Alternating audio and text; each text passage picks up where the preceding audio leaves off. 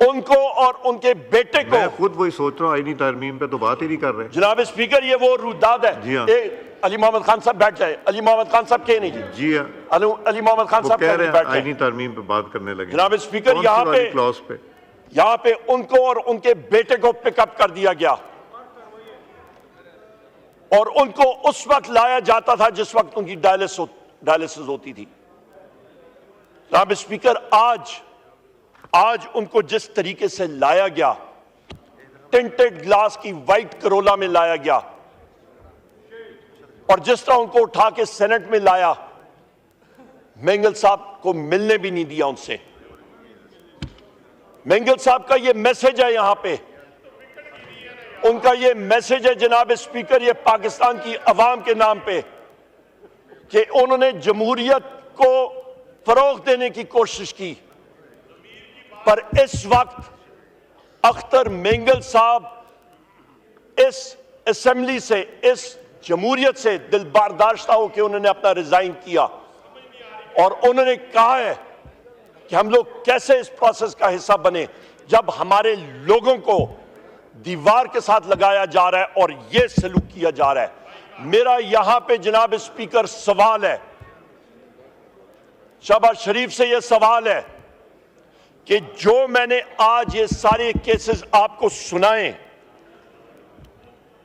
क्या ये सारे के सारे फैशिस्ट एक्शंस इनकी मर्जी से हो रहे हैं, इनकी ईमा पे हो रहे हैं, और या इनके ईमा पे हो रहे हैं जनाब स्पीकर कि ये कॉन्स्टिट्यूशनल अमेंडमेंट जो फोर्सफुली यहां पे लाई जा रही है, तो फिर शर्म आनी चाहिए, क्योंकि ये जमहूरियत को दफन करने के सारे अज़ाइम है। यहां पे जनाब स्पीकर, यहां पे फजलुर रहमान साहब ने जो मुस्बत रोल अदा किया हैसियत ऑपोजिशन के मेंबर के, हम लोग उसको अप्रिशिएट करते हैं। और यहां पे मैं कहता चलूं जनाब स्पीकर कि हमारे मेंबर, मेरे पीछे यहां पे शरफ अफजल खान मरवत साहब बैठे हुए हैं, इनके घर को मुस्मार किया गया, इनके खिलाफ FIRs हैं। हम सब के खिलाफ एक नहीं, दो नहीं, मुतअद्दद FIRs हैं। और वो किस लिए? लोगों को कॉलें आती हैं कि आप इस मसवदे को सपोर्ट करें। KP हाउस पे इस्लामाबाद पुलिस और रेंजर्स आती है, वो किस कानून के तहत जनाब स्पीकर? आपने तो धज्जियां उड़ा दी, आपने वफाक को कमजोर करके रख दिया। और किस लिए? वो कहते हैं कि अपने आधे पाव गोश्त के लिए आपने पूरी भैंस ज़बह कर दी। ये तो वो मिसाल है कि सिर्फ इस 26th अमेंडमेंट के लिए, इसके लिए आप ये ज़बह कर रहे हैं जमहूरियत को इसलिए आप खत्म कर रहे हैं।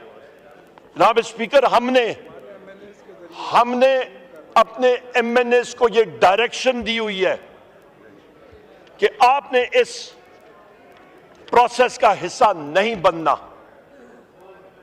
और वो डायरेक्शंस उन्होंने या वायलेट की, उनके खिलाफ जो कानूनी कार्रवाई है वो मंतकी इंजाम तक पहुंचाई जाएगी। इस प्रोसेस का, क्योंकि हमारा ये नजरिया है, ये हमारा एक कैलकुलेटेड ओपिनियन भी है और बिलीफ भी है कि ये गवर्नमेंट इस लायक नहीं कि वो ये कॉन्स्टिट्यूशनल अमेंडमेंट्स यहां पे लाए। हम लोग इन कॉन्स्टिट्यूशनल अमेंडमेंट्स का हिस्सा बिल्कुल नहीं बनेंगे जनाब स्पीकर। ये कॉन्स्टिट्यूशनल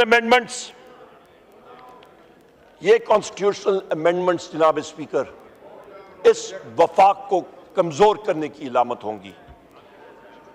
इस कॉन्स्टिट्यूशनल अमेंडमेंट्स के साथ हम बहैसियत पाकिस्तान तहरीक इंसाफ और सुन्नी इत्तेहाद काउंसिल के मेंबरान और अचकजई साहब और हमारे MWM के साथी, हम लोग इत्तेफाक नहीं कर पाएंगे। हम लोग जनाब स्पीकर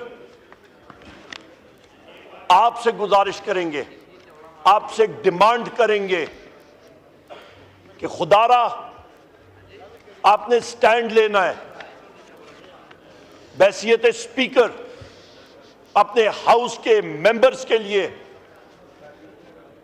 कि यहां पे जो हमारे लोग फोर्सफुली अबडक्ट हुए थे और आज एकदम नमूदार हो रहे हैं, उनको इस प्रोसेस का हिस्सा नहीं होना चाहिए। और जो यहां पे आपके 4th फ्लोर के चेंबर्स में या इस असेंबली के प्रीसेंट्स में हमारे जो अबडक्टेड मेंबर्स हैं, उनको रिहा किया जाए।